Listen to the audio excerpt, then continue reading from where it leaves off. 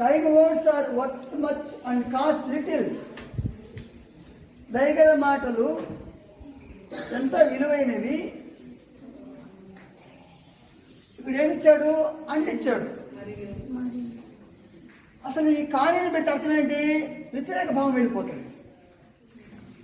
విలువైనవి కానీ అంటే అవి చాలా తక్కువ ఖర్చుగా ఉంటాయి. ఎందుకంటే మరియు ఇక్కడ మనం యాడ్ చేసేంటి మరియు మరియు అంటే మరియు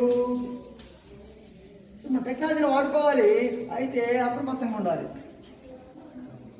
అర్థం పాజిటివ్ ఉండు. అయ్యా దయగల పదాలు, దయగల మాటలు, దయగల వాక్యాలు, దయగల వచనాలు, దయగల ఉత్సాహకరణ ఇవన్నీ కూడా మరి విలువైనవి. మరియు చాలా తక్కువ ఖర్చు ఉంటాయి. ఖర్చే లేదు.